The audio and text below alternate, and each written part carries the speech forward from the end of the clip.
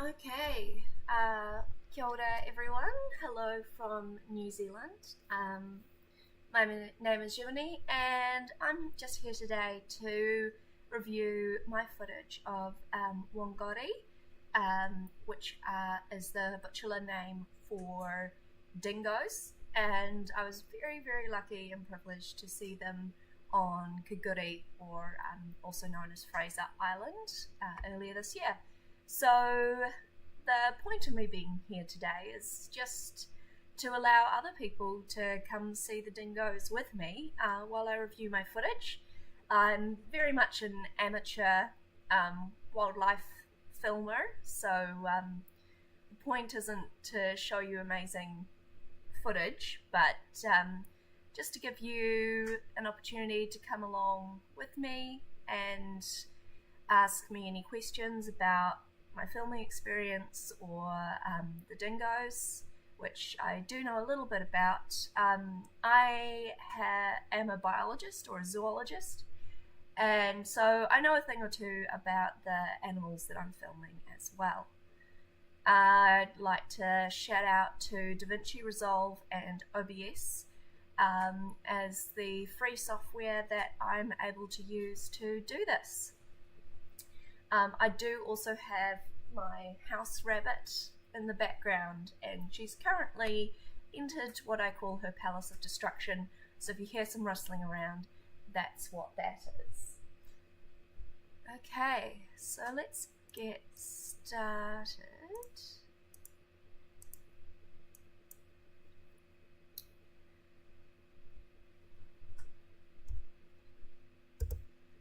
So when I'm reviewing my footage, I often start filming before I've got my camera perfectly in place so that I'm able to capture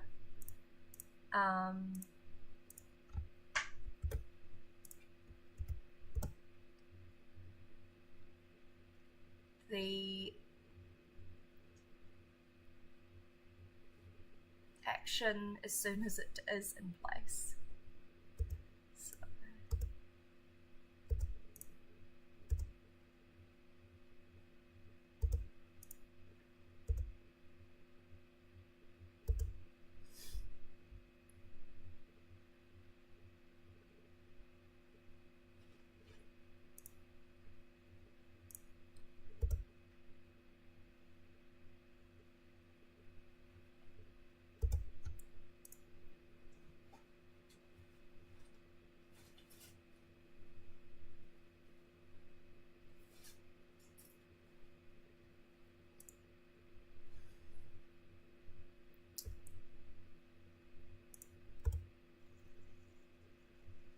So this dingo here has clean ears, and that it doesn't have an ear tag, and most of the dingoes on Kiguri do, and that's to help them keep track of the population and identify individuals. So a ranger told me that they get these ear tags when they're about a year of age, but they must be a certain weight before they add the ear tags to them. So that indicates that this might be a young individual or simply an individual who was never tagged.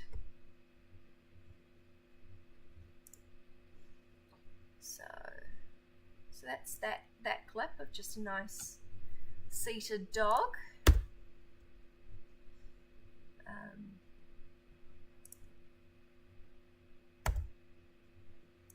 I use the word dog only because dingoes are closely related to our pet dogs. They're actually one of the earliest versions of domestic dogs, and they didn't evolve in Australia. They're actually brought to Australia by the indigenous people, the first people, and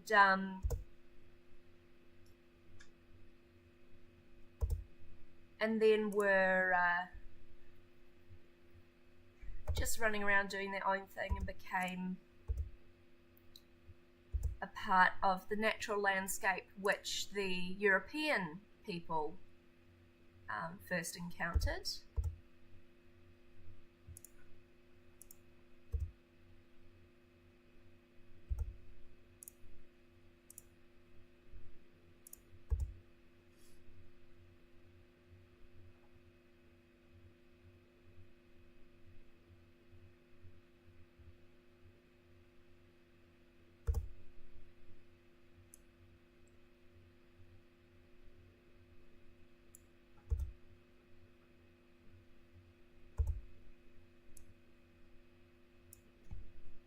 Just nudge the camera at this point. I'm just trying to find, yeah, there we go. The point at which I nudged the camera. I learn a lot reviewing my footage about what I need to do when I'm filming again next time. How to not move the camera or other things. I think this is the point where I just let the dingo walk out of frame.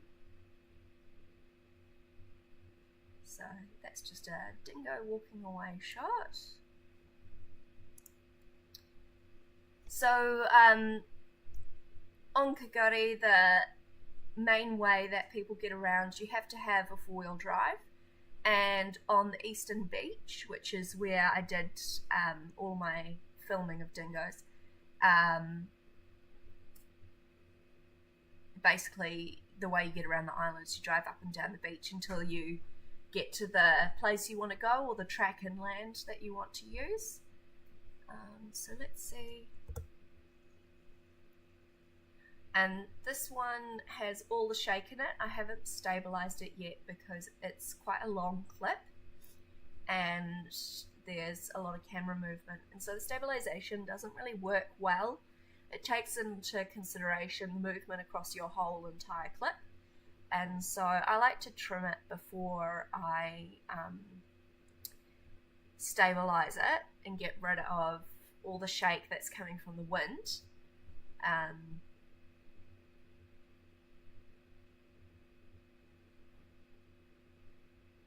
So that I get a truer representation of the clip.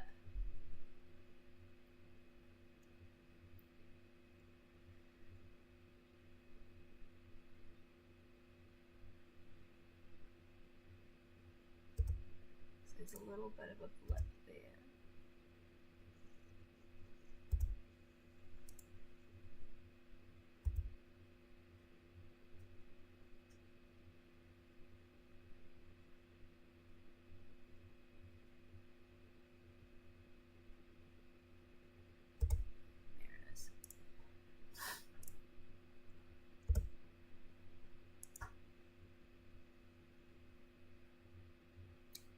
So shaky. It was quite windy the days that I was there.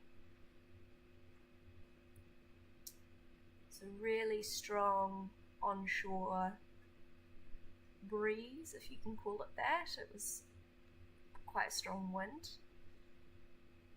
And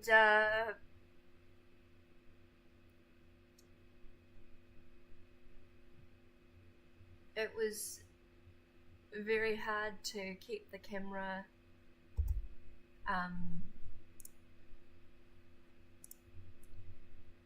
stable, basically.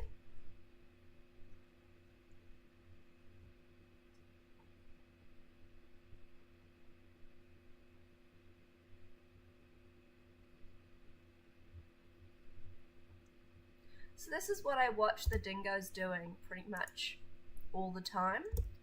They just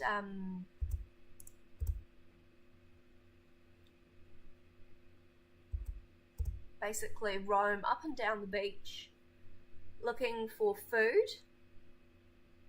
but especially on the eastern beach there's a lot of human activity, and so they're kind of roaming the campsites and the tourist sites just in case anyone's left any food lying around for them. And of course they've learned that that's an easy way to get an easy meal, which is actually a bit unfortunate because dingoes being wild animals are not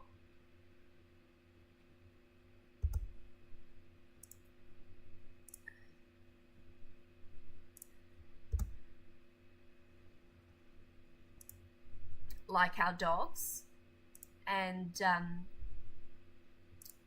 so they do. People don't like it because dingoes don't have hands; they use their mouths, and dingoes fight each other. The actual leading cause of dingo mortality is each other. They fight over resources. And so if we're getting in the way of them getting to a resource, then they're going to do what they do, which is fight for the resource access. And the more that dingoes associate people with food, the most important resource, the more trouble that can get them into. So here's another very shaky clip.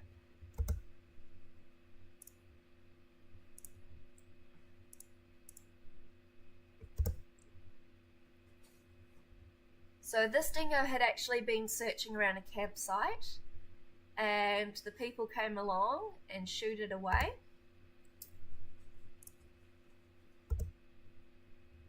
And they used what are called dingo sticks. So they give out sticks for people to use as something to hold between themselves and the dingoes and to wave around. And it looks big. If you can make yourself look big and scary and not worth challenging, then the dingoes are very quickly just going to get themselves away. So this dingo decided its escape route would be up the steep sand dune behind the campground.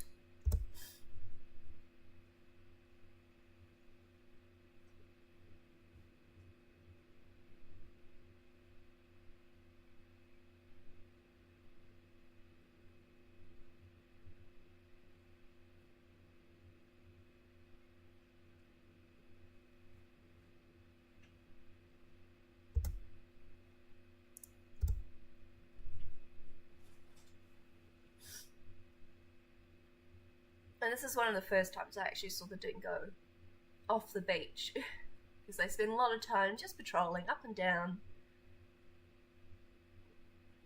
And there's a lovely camera adjustment. At this point, I'm tilting my camera at a pretty high angle, so it's pretty hard to keep the dingo in frame and have good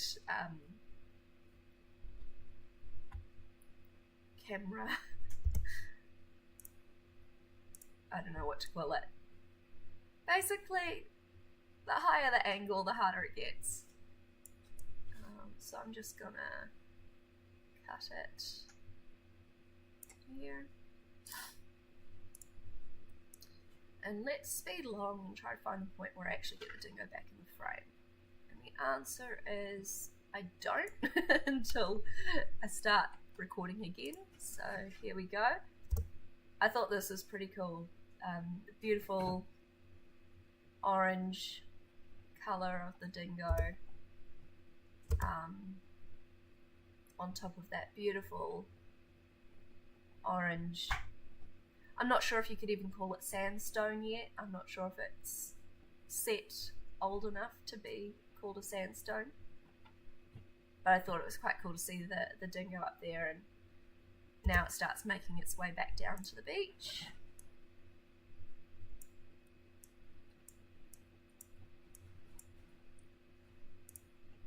And I'm pretty sure that the rest of this clip is not great. Yeah, I don't get the dingoes in again. So here we've jumped in time now to a different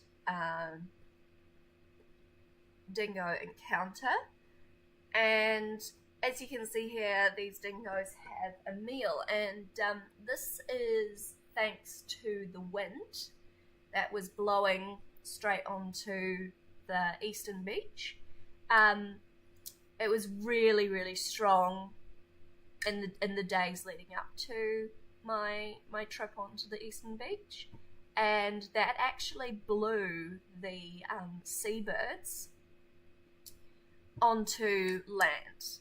And these seabirds aren't designed to take off easily from land. They need a bit of height so that they can kind of catch the wind and start floating away, or they need to be on the water basically, because they can't run on land, and they either have to have the wind kind of pick them up, or they can run a bit on water with their big paddle feet, but those paddle feet unfortunately don't work for them on land. So maybe just a warning, this is the natural occurrence of dingoes scavenging on deceased, blown, or we call them wrecked seabirds. And you can see here, dingoes don't share.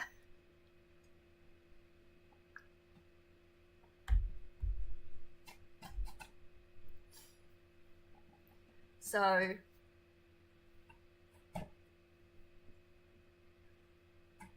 this dingo, and I saw this quite frequently, in that the other dingo would just patiently wait and hope that there's something left over for them. And you can see that the dingo eating the meal has one of those ear tags that I mentioned before. And so that indicates it is an older individual.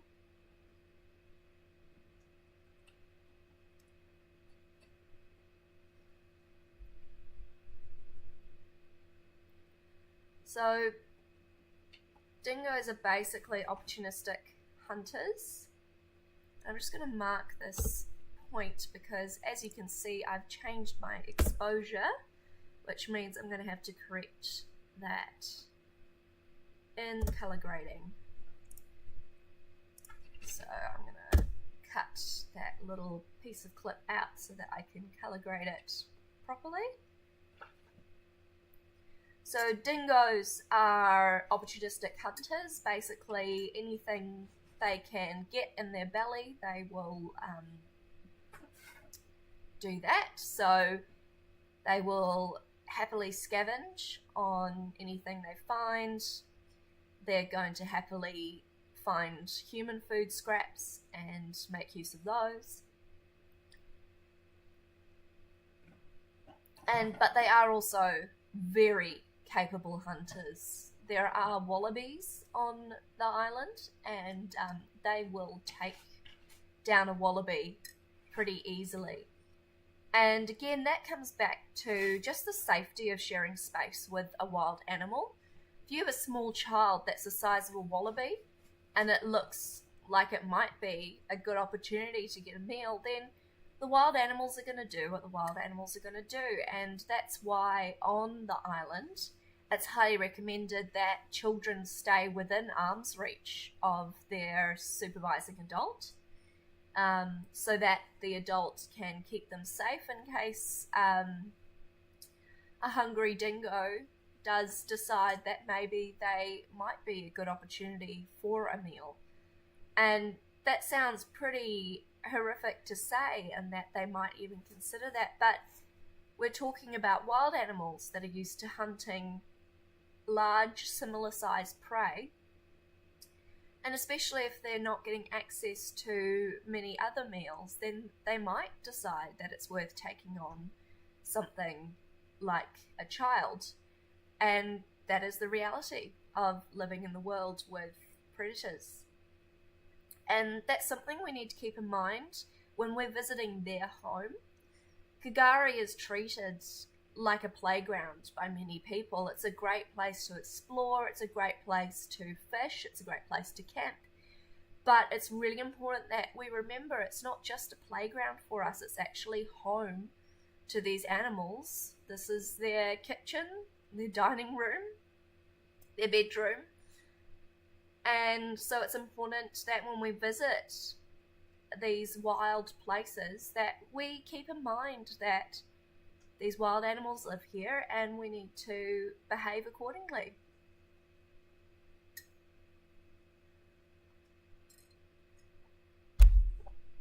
So I'm going to skip through this footage a little bit because it's a lot of the same thing. I can come back later and cut out the little bits that I think are especially interesting or film worthy. So here we go. They're getting up and leaving now, so now I can try. Oh no, so now we can see what the second dingo is going to do. So you see he's waiting to make sure the other one's gone away. And now going to see if there's anything left of this meal. We can also see that this dingo is quite obviously injured and limping. And it's hard for us who are used to, immediately taking the animals that we're responsible for to the vet to look after these sorts of injuries. But again, for wild animals, this is a part of their natural life. And it's quite possible that he will recover from this injury, but it's also possible that he won't. And that's all part of what being a wild animal is. It's a tough life being a wild animal. But in seeing his injury, we can't see that he's in terrible body condition either. So it looks like he's doing okay. But as I mentioned before, a lot of injuries are inflicted by the dingoes on each other. And a lot of cause of death, main reason for cause of death in dingoes is actually injuries they sustain from each other. So here we are back to trying to film some dingoes exploring the shorefront. So I'm just going to go back and clip this when it actually starts to kind of become nice.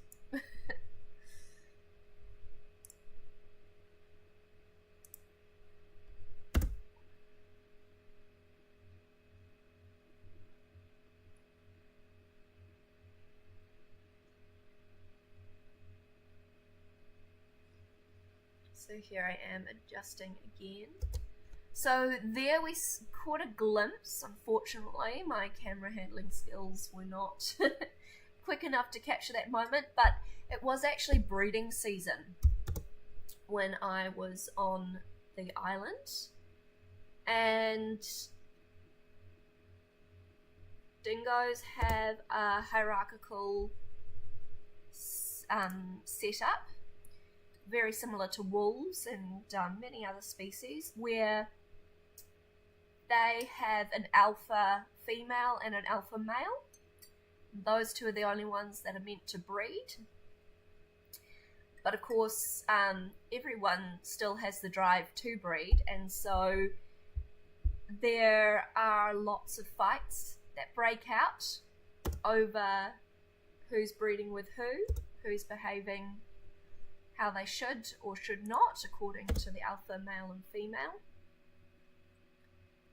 And I did see a fight between dingoes over the mating politics, I guess you'd call it.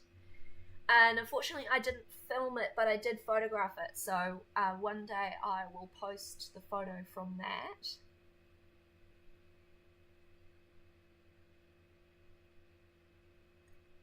But basically what had happened was the alpha male had decided to mate with a subordinate female, so not the alpha female. The alpha female saw them. Oh, here's a bit of a tiff.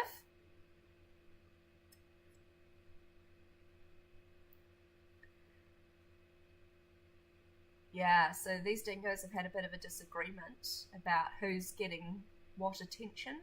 I think I'd read it as that. And the fight I saw was, yeah, the subordinate female was mated by the alpha male, and the alpha female came along, first got into a tiff and a fight with the alpha male, so told him off briefly first. But of course, as happens too often, the females seem to blame the females more when these events happen, and she really laid into the subordinate female, really told the subordinate female off, which I don't think is super fair, because what are the chances the subordinate female had much to do with it? But again, it's animal society, and that's just what happens. There's not really any fairness when it comes to living as wild animals. So here we are at Yurong, and that's one of the main kind of access points between the eastern beach and inland, and it's one of the main townships. A lot of these I guess designated human areas or human developed areas, they actually have a dingo fence around them to stop the dingoes coming in and stop negative interactions occurring in those areas.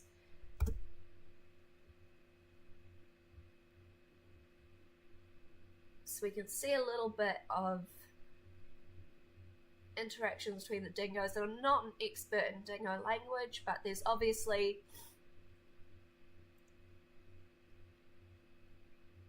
some figuring out of who gets to do what at this stage. I'm just gonna trim out my terrible filming as I readjust myself. As they move around, it's quite hard to have yourself positioned in the right way. Once I've got my tripod set up, I can usually film a pretty wide angle, but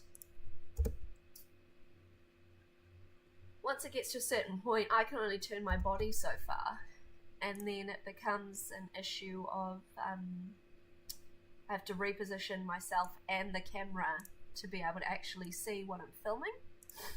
So that's one of the reasons I jerk the camera around a bit. But I'm always worried about missing some good action, just in case I can get the camera in the right place at the right time. I continue filming so that as soon as I'm in the right position, I'm capturing whatever it is that's there to capture. So that's why I've got all this jerky stuff in there.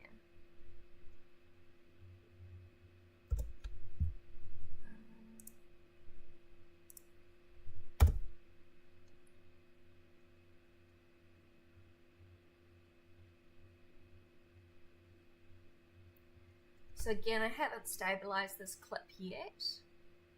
I can actually show you guys what it looks like to have a clip stabilized once I've trimmed it. As I mentioned before, I don't like stabilizing really long clips. You can see here that dingo standing over the other one. That's a dominance thing. I mean, people have probably seen that with their own dogs. So I'm just gonna trim to where I don't move the camera, and then I'm going to stabilize and show you guys what the stabilized clip looks like.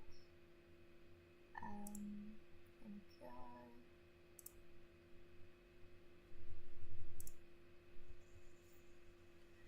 Sorry, this is going to take about 30 seconds.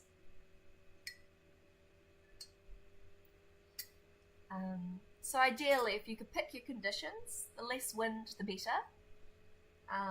And having a more stable setup so that you're in place and you're all set up nicely so you don't have to jerk the camera around. That's ideal conditions.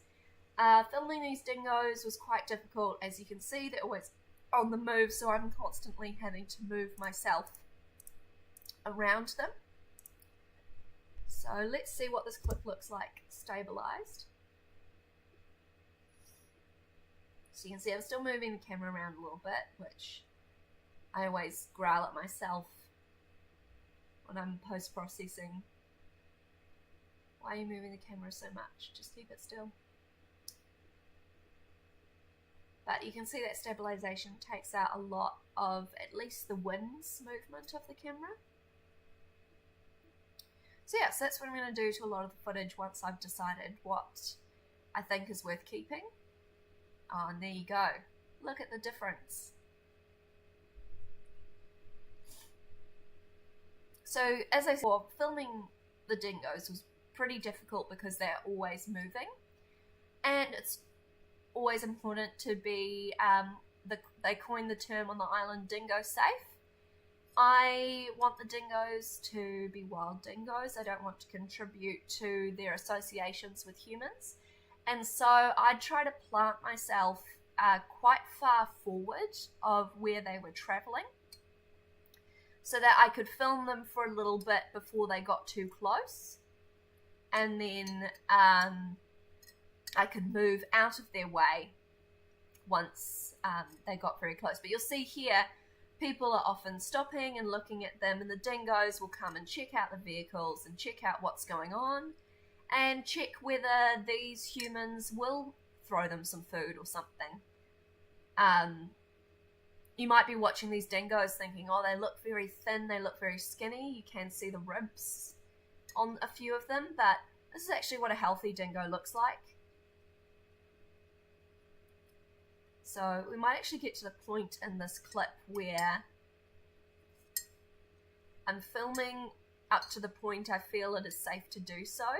And then at some stage, I might actually just leave the camera rolling and move back into my vehicle so that as the dingoes get close, my camera is filming as much as it can until it's no longer safe to do so. And then I pop back in the vehicle, let the dingoes pass, and then get back out of the vehicle to retrieve my camera. I've also got a 600mm lens on this camera, so when the dingo is looking very close, it's still much further away than what it appears. But it was very important while I was filming to keep an eye on what the dingoes were up to. So yeah, so here at this point, I've stopped actually trying to film the dingoes. I've just left the camera, moved out of their way, and waiting for them to pass until it's safe for me to retrieve the camera. And it was a lot of, what's it called, frog leaping, where they'd move along, they'd catch up to me, I'd move ahead of them, and then watch them come towards me. They'd get too close, I'd get back in the vehicle, I'd wait for them to pass, and then I'd drive ahead of them again. So it was one of the more challenging filming situations I've had before.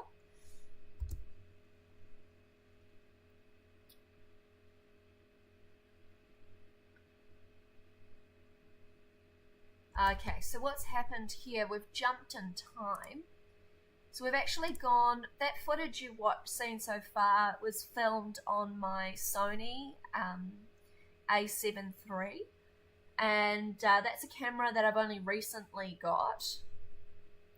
But it enables me to do 4K, it enables me to do 120 frames per second, so I can slow things down into slow motion. and I often find that watching wildlife in slower motion, not necessarily super slow, but slowing it down a little bit just helps you have the time to process what they're doing and enjoy their movement a bit better.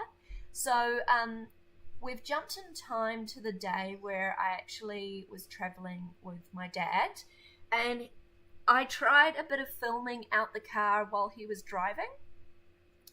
So this is why we've got a very shaky footage. I have no tripod here. I'm just trying to hold the camera still out the window. And I am trying to track the animals as we're slowly driving along beside them. And again, zoomed in as well using my 600mm. So that is going to make any movement exaggerated. Oh dear.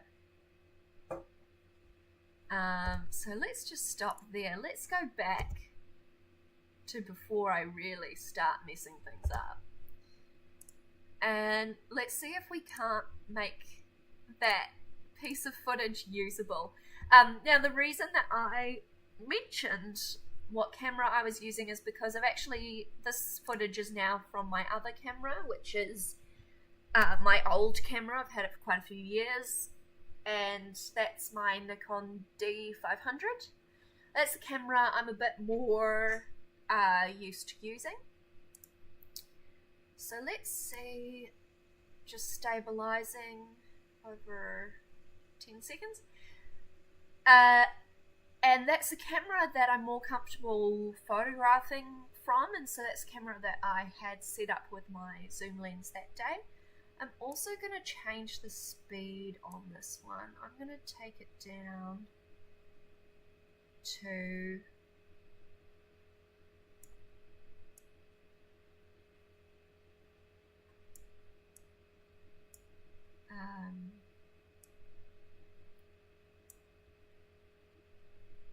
alright, I'm going to take it down to 75%. And let's see what that looks like. So I've just stabilized it, and I've also slowed it down. And apparently I didn't trim out all the bad stuff, but you can see there it's smoother, and also it kind of gives your brain time to appreciate that movement that you can see the animal doing. Versus here, you can't really appreciate just how exactly their body's moving. That's my personal opinion anyway. So here, more gross running around.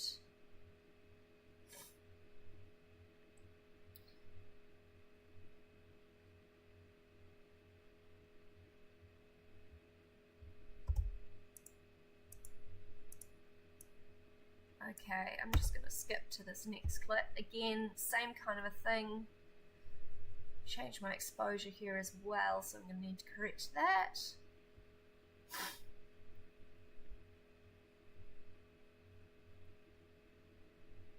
And again, I'm trying to film out the window, and I'm feeling pretty embarrassed right now. I mean, you know, it's worth a try. Here we go. Let's see what's going on here. Is there any good footage here? Oh, it's all very overexposed now. Not a fan. This is gross.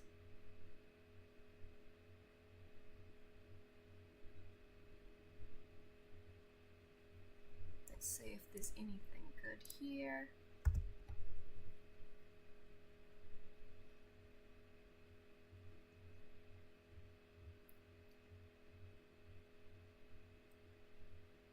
So you're really getting a behind the scenes of how much bad footage.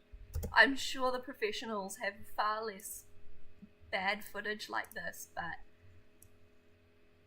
you know, you see tiny little clips of what's actually nice to see and the things I'm learning about fixing exposure of video footage and things like that. There's a whole world that goes on after the filming that you aren't aware of often.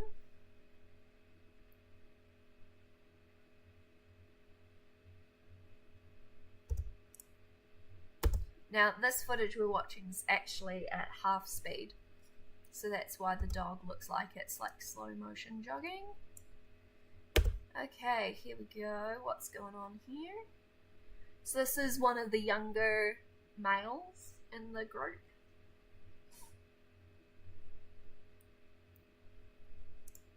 And you see this clip's obviously at normal speed.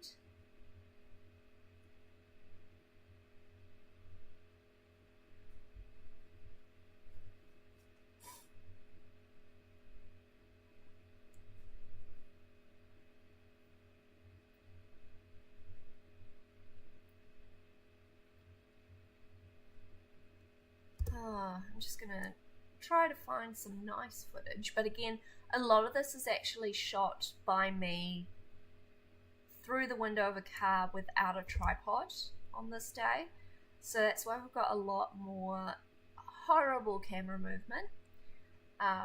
One day when I get very rich, I'll get one of those fancy cameras that you can attach to a vehicle and it's got all the stabilization and everything, but for now we're making use of what we've got and trying our best to see if we can get any kind of good footage out of that.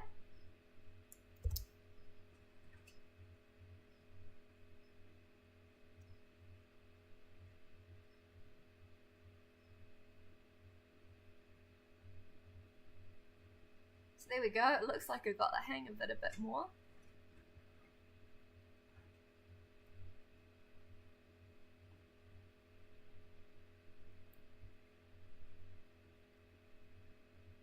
I mean, they're just stunning animals, aren't they? And it's very easy to look at them and just think of your own dog, but if you remind yourself, they're more like a wolf or a fox. Oh, so here we've moved inland, actually. So after our day on the beach, we decided to go up to the very famous lake and had a little look around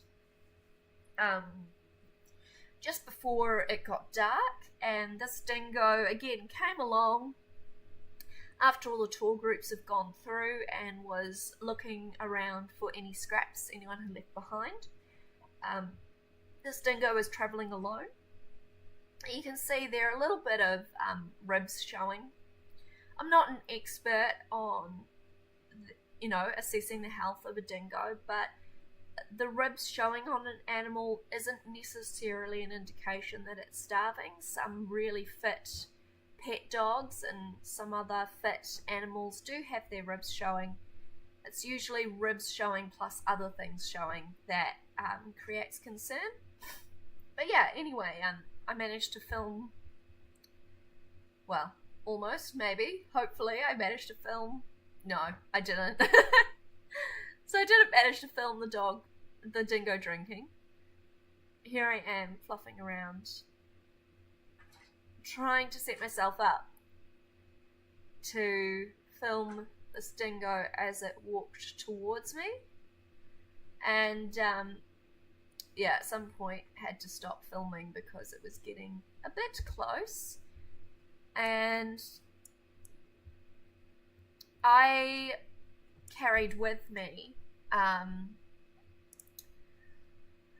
for quote unquote protection, but basically a tool for me to use to keep the appropriate amount of space between me and the dingo. That time I was on foot. I didn't have the car right next to me to use as my shield, so I actually had an umbrella with me, and if the dingoes ever started getting too close and curious of me, to make sure that we kept our personal space, I would stand up first to make myself look big, It's not advised to crouch down around dingoes for filming. Obviously, that's something you want to do so that you can photograph or film at eye level.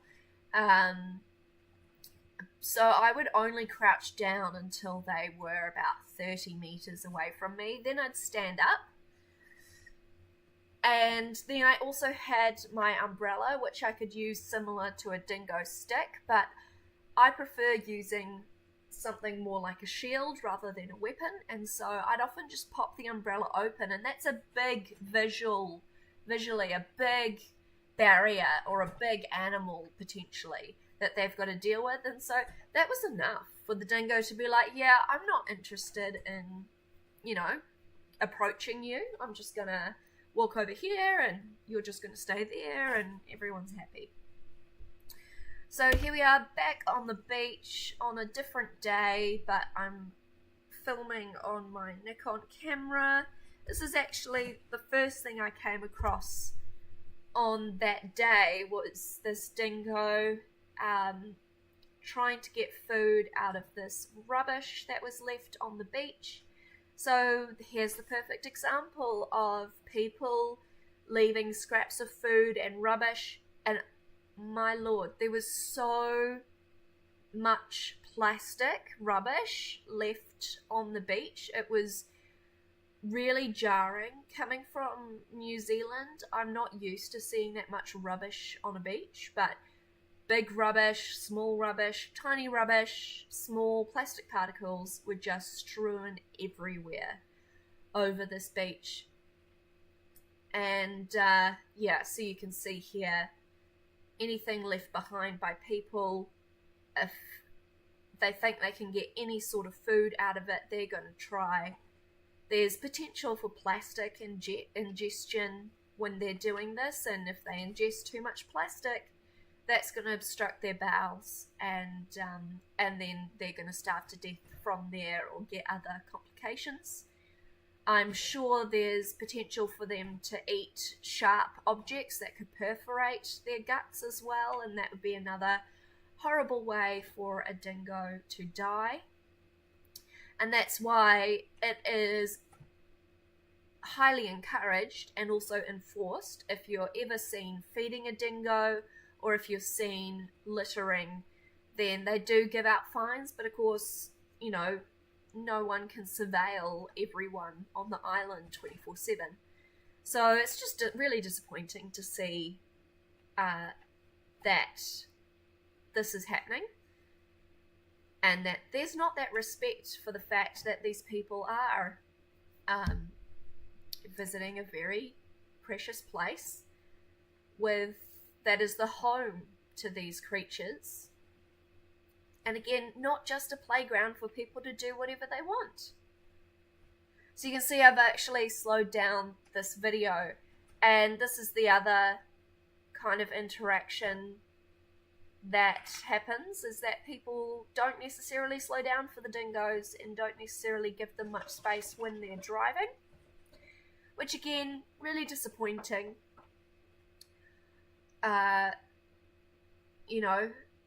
You're basically driving through their dining room or their kitchen, and it's really not hard to spot the dingoes when you're driving down this beach. And it's really not hard to give them a bit more space or to slow down a little bit as you pass them.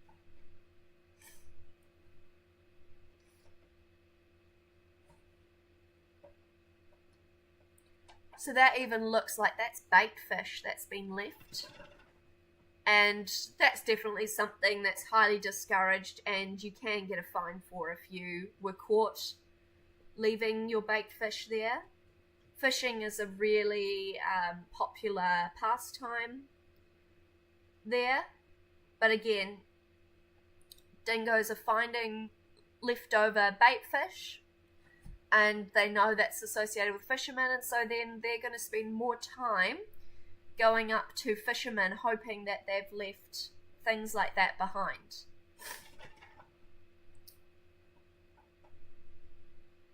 And then that means dingoes are spending more time near humans, they're getting associations with humans, and then that means there's more potential for negative interactions to occur, especially with people who don't understand how to behave around wild animals, especially wild dingoes. Dingoes do have a nasty reputation. There have been injuries caused by dingoes, and those are widely publicised, and so people often have the perception of dingoes as inherently dangerous.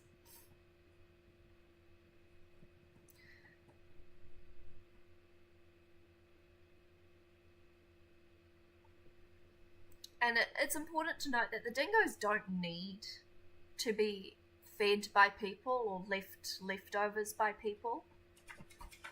If they didn't, then they would be going and hunting the plentiful natural resources that are on the island.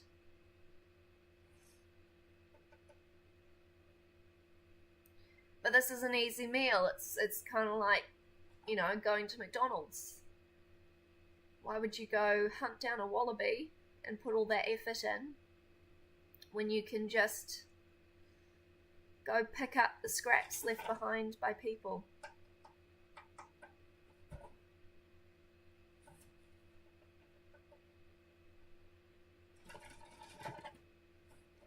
Excuse me, I'm trying to record here.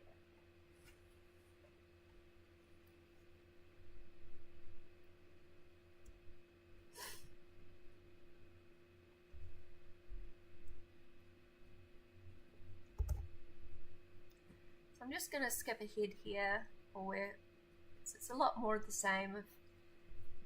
He's just wandering around, foraging on the beach, and the cars are racing by.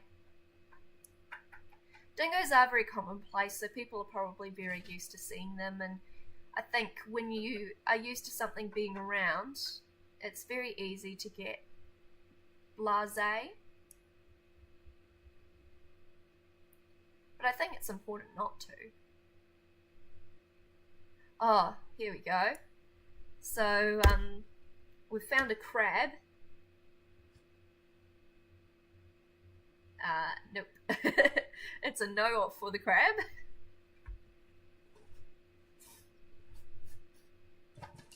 Looks like it might have got his tongue.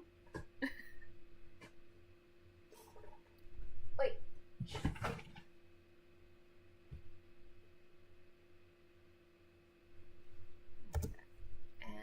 Where my footage has gone bad, and yeah, so here's the point at which he actually starts paying attention to me, and I decide to not interact. So looks like I was boring enough and he's gone on to do something else, but this looks like it's not the best filming I've ever done, so we're going to skip ahead and see what he gets up to next.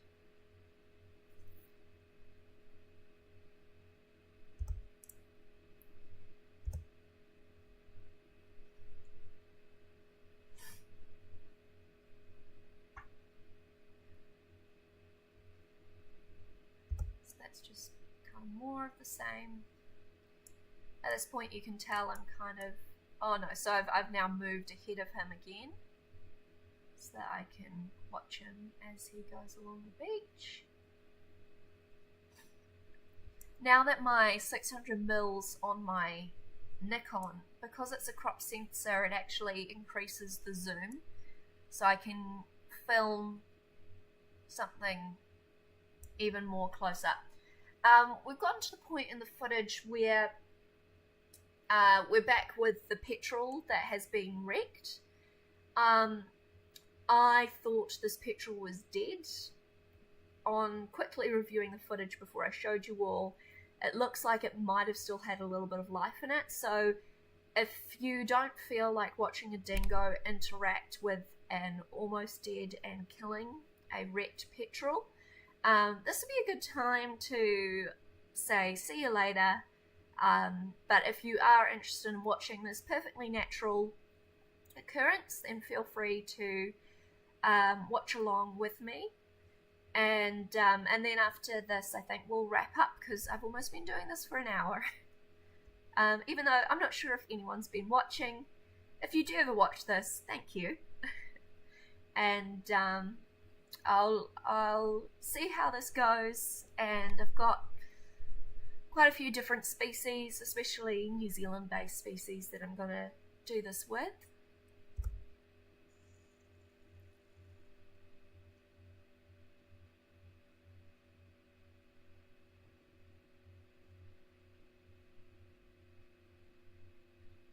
So you can see he's kind of investigating the bird, but it seems to, yeah, it's moving itself, so unfortunately it hasn't quite passed away yet. And you can see he's just investigating it, but that shake there probably would have ended things for the bird. Now it's quite interesting watching them because sometimes they would investigate and then they wouldn't eat them. And I wasn't expecting this. So again, he's moved a large way, so I had to move myself around. Finally catching up. And yeah, I was expecting him to eat it, but instead he buries it. So I'm not sure what the benefit of burying this is for the dingo. Maybe he's found enough food already today that he doesn't feel the need to eat it, and so instead is burying it. Yeah, maybe he can find it later, but yeah, it was quite a surprise to me. I wasn't expecting this. Maybe someone who watches dingoes often would have expected that. But anyway, I'm going to wrap up now. And if you have watched any of this, thank you very much for joining me. And I hope you've enjoyed watching the dingoes with me and hopefully learning a bit about them, and enjoyed hearing a bit about the behind the scenes of filming. And yeah, not the best footage, so it might be interesting for you to watch this and then see the final outcome once I've done my colour correction and chopped things up and slowed things down and stabilised things, and then hopefully a beautiful little video can be made out of this footage. But I had a really interesting time filming these animals and observing them and how they behave, and learning more about how their living alongside people works or doesn't work. And hopefully people are enjoying this, and I might do this with a few more species in the future. So do let me know in the comments if this is something you think that's worth me continuing. And as always, have a great day.